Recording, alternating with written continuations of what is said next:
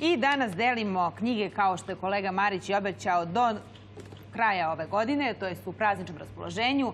Poklanjamo našim vernim gledaocima telefone u ruke. Prvo troje koji se jave dobit će ove knjige. Reci šta je. Knjige su, tako je. Patricia Highsmith, talentovani gospodin Ripley. Ovako sam ja živeo 92. u Italiji, kao u ovom romanu. Kao talentovani gospodin Ripley. Otkrivajući najlepše gradove, trgove, umetnost, sladak život u Italiji. Sa Gianni De Michelisom. Pa razni, bili su tu. Vodič kroz ljubavnu istoriju Beograda, Nenad Novak Stefanović. I druga knjiga, Jedno ubistvo u Patrijaršiji, Nenad Novak Stefanović. Evo ga ovdje, a naš gost ovoga jutra jeste Nenad Novak Stefanović. Dobro jutro nam došli. Dobro jutro. Pisec ove knjige. Dakle, prvo troje koji se jave dobit će knjige i naš gost, dobro poznat Dušan Veličković, astrolog. Dobro jutro, dobro nam došli. Bolje vas našao. Dušane, mi smo ovdje uveli jednu kategoriju politički astrolog. To je jedna viša kategorija od ovog ljubavnog astrologa. Čekaj, mi ne možemo više bez astrologa ući u ove nacionalne drame. Mi ne znamo šta da radimo. To je sigurno, sigurno. Kad recimo dođe delegacija Rusije i dođe njih 20, a jedan priča, ovi 19 samo ćute. Mi nemamo pojma ko su oni uopšte. Oni nikad ništa ne rade bez konsultacije. I astrologa i parapsihologa, oni imaju, to je industrija. I upravo su zbog toga i moćni, zato što na mali milion načina utiču na... Ali evo, Nenade, ti kao čovjek koji je to proučavao, to je uvijek bilo u Srbiji, evo vidimo kremansko proročanstvo, to se na kraju... To je izmišljeno, onda su pobili te ljude da bi se dokazilo da je to istina. Preko Čede Mijatovića.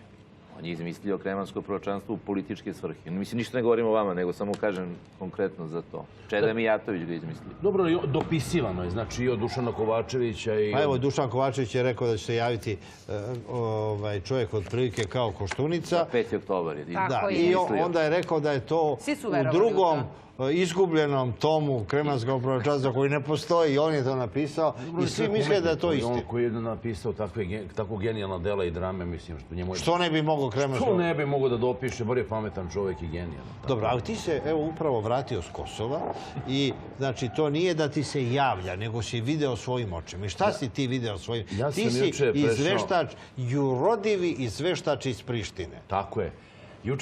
Juče sam bio u Prištini na televiziji Kosovo 2 kod direktora Srboljuba Kuzića. Ovim prilikom pozdravljam... Čekaj, to je srpski program na državnoj televiziji. Na državnoj televiziji. Mi nemamo pojma šta se tamo radi. To je za Srbe koji žive u Gračanici oko Prištine i u Prištini, kojih ima, koji su predivni, božanstveni, imaju fantastičnu redakciju. I ja bih želeo da pozdravim 3 divne voditeljke, Kristinu, Tijanu i ja, sad mi stao mozak, Jelenu, odnosno Mariju, koje su... Da je reći još neko ime da ne pogrešiš. Ne, ja sam bio sa 2 glumice, pazi. Čekaj, ti si tamo bio jedne noći sa 2 glumice. Ja sam tamo učestvovao u novogodišnjem programu sa 2 glumice. Sa Anikom Grujić i sa Jelenom Orlović. To su glumice Prištinskog pozorišta, Narodnog pozorišta, sa sedištem u Gračanici, naravno. I ja sam bio fasciniran tom organizacijom, ljudima, stručnošću i to uopšte nije ni malo naivno. Inače, Priština je božanstven grad. Toliko ogromnih, velelepnih, nenormalno divnih zgrada sam video. Tamo je toliko para uloženo da nikom ne pada na pamet da ratuje. 1.000.000%. Napravili su autoput. Od prelaza Merdara do Prištine ne postoji jedan prazan plac. Ovo su dakle slike koje su juče napravljene. Da, to je juče napravljeno. Juče napravljeno u Prištini. Da, tako da ne postoji ni jedan ulaz u Gračanicu. Znači, ne postoji ni jedan prazan plac. To je sve kuća do kuće, lokal do lokala. Čekaj, jesu ovo glumice? Jesu, to su te lepotice. Jeste, tako je. To je Kristina, Tijana i Marija je sa moje... Ne, mogu doći u emisiju ovdje. Mogu da dođu, veruj mi, to je takva koncentracija lepote. Ja mislim da bi to bilo, znači, strašno, razumeš, elementarna nepogoda. Te ove svoje lepotice i još ove, mislim, ali šta ćemo, Srbi smo, takav smo narod. Čekaj, da li su Albanci i Albanke tražile da im radiš horoskop? Vidi, jako su... Čekaj, ti ne radiš horoskope samo na nacionalnom... Ja sam bio šokiran odnosom od albanskih carinika do ljudi na televiziji Albanaca, čistokrvnih. Meni je bilo neprijatno. Toliko su bili fini, ljubazni. Hoćeš kafu, koju hoćeš, hoćeš slađu, hoćeš ovako. A niste očekivali ljubaznost? I čekaj, odmah kažu koji su znak u horoskopu. Ili si ti znao? Ne, ovi naši su svi govorili kad su rođeni, što je normalno. Veliki pozdrav za Srđana i Sašu Pantića i njihovu divnu majku. Evo, Saša Pantić je bio ovde. Pa, on je stvarno... Ja sam ga obožavao kad sam ga slušao na radio Prištini, dok sam bio dole službeno malo putovao po Kosovu, nekih tamo 90-ih, 80-ih godina, ali juče smo se sreli tamo ponovo i jako sam srećan što sam uspio malo onako da unesem. Ali Dušan, šta kažu brojke? Da li si radio Albancima horoskope? U prolazu, ali dogovorili smo saradnju tako da ću raditi verovatno sa prevodiocem i na albanskoj televiziji. Pa kad si ti mogao sa Ramušem, što ja ne bi mogao na njihovoj televiziji? Što si ti bolje? Zašto? Ni pošto. Ja samo tebe gledam. Ti si moj idol. Ne pretjerujem. Ne, Marić, ja za njim. I ne mogu da pogrešim. Čekaj, da li može neki politički astrolog da Srbiji prognozira šta je čekao u idućoj godini? Evo, imaš ti brojke. Zašto si došao ovde?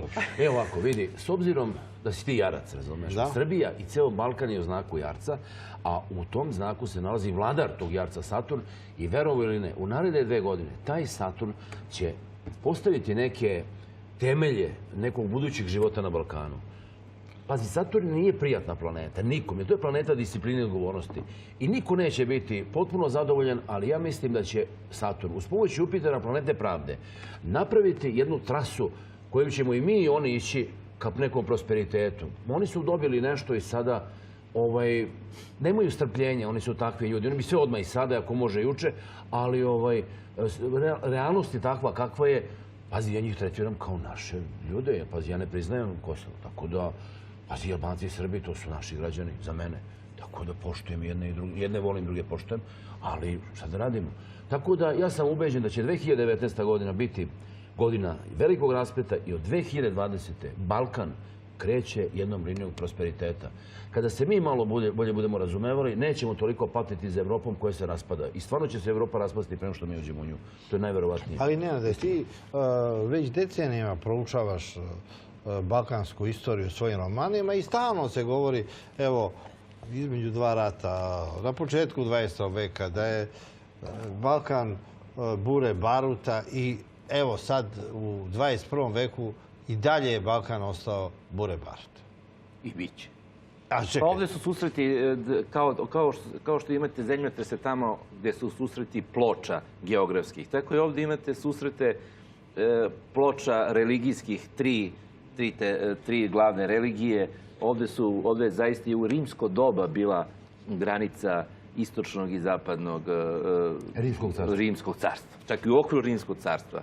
Beograd je i u rimsko doba bio na granici pokrajina Panonije, Mezije. Tako da je to prirodno stanje ovog trusnog područja i ne verujem da će se ovo nešto, da će se srediti nevezano ko bio ovde na vlasti, da će ovo biti mirno područje u narednih 20 godina, evo, za mog života. Ali evo, ti pišeš knjige o međuratnom Beogradu, jednom ubistvu u Patrijaršiji, vodiš kroz ljubavni život, ljubavnu istoriju Beograda. Stalno mislimo da je taj međuratni Beograd bio oličenje gospodstva, parijskog šika, da su ga nazivali Mali Pariz, a mada koliko ja znam, nikoga nije nazivao jer je Bukurešt bio Mali Pariz. Bukurešt je bio Mali Pariz. Beograd je potpuno druga priča, zato što je on tumbav. Beograd je bio karaula. Celo svoj milenijumski postojanje, ovo je bila karaula i onda nije ni moglo da bude. I rušen je previše. I rušen je, najviše u Evropi rušen. Pa vi nemate danas ni jednu prestonicu Evrope u kojoj stoje ruševine od bombardovanja. Samo u centru Beograda stoje ruševine. Nemci su sve svoje obnovili od onih ruševina. U roku od 10 godina je cela Nemačka bila obnovljena. Kod nas iz nekog razloga te ruševine stoje. Zašto? Čak ni u Prištini nema, to sam gledao. Nisam vidio ni jednu oštećenu kuću od bombardovanja. I u Sarajevu nema. Samo u Beogradu stoji. Kod nas to je nas podsjeća. Nije, ali ovdje je kao istorijski spomenik. Kao spomenik, da. Spomenik borbe protiv NATO pakta, pobjede nad NATO paktom. Možda je naša nevolja što mi nismo kapitulirali. Jer evo vidimo kako je bilo sa Japanom, s Nemačkom, koji su časno kapitulirali. Vidimo da su to prirodna čuda, razvijene zemlje. Sad pobjeda nad NATO paktom je jako skupa i evo košta nas do dana današnjeg. Košta, pa šta ćete, mi smo iz Prvog svjetskog rata izašli kao pobjednici, pa nas je to koštalo trećinu stanovništva. I mi od toga nismo se oporavili ni u toj Jugoslaviji, smo imali de facto podređenu ulogu, jer ne možete sa takvim demografskim gubitkom da se oporavite. Skupe su pobjede.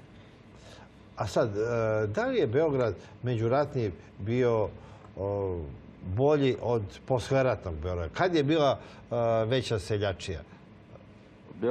Beograd između dva svjetska rata ima dve faze. Znači ona prva, kraljevina Srba, Hrvata i Slovenaca, je bila jedna demokratska država. Ne, izvini, molim te. Slovenaca, Hrvata i Srba. Kraljevstvo, tako se zvala država. Pa pazi, Slovenci su bili prvi, mi smo bili zadnji u toj kraljevstvu. Mislim, tako da... Pa, izvini. I onda je došla kraljevina Jugoslavija, jedna oktroisana zemlja, tako da i Beograd imate fazu, to se vidi po novinama. A gdje je bilo više gospode, u Zagrebu ili u Beogradu? Bilo je uvek u Beogradu. Znate zašto? Zato što je Beograd prestonica. To je prestonica. Zagreb nikad nije bio prestonica neke multietničke države. On je de facto, mislim svaka čast Zagrebu, nisam nikad bio u tom gradu, ali hoću da... Čekaj, iz principa nikad nisi bio? Ne iz principa, nego prosto ne vode me putevi. Ja sam obišao pola sveta, ali nisam bio u Zagrebu. Čekaj, evo, obišao si cijelu Evropu, cijelo sve. Da, sve sam obišao. Eto, desilo se, ja nikad nisam bio u Zagrebu. Šteta, idi, molim te. Zagreb je božanstven. Verovatno je božanstven. Ali Beograd ima tu dinamiku. Pozivamo sve naše gledalce, dakle, da pročitaju vaše knjige. Evo ovo vide, a oni koji su bili najbrži, oni su dobili ove knjige. Vama se zahvaljujemo. Dušane, hvala puno na informacije. Će do 2020. sve biti kako treba. Obično su neki loši proračuni, ali valja nam da se nadamo i da bude kako treba. Verujemo više tebi nego ovim katastrofičarima. Hvala vam najlepše. Hvala puno.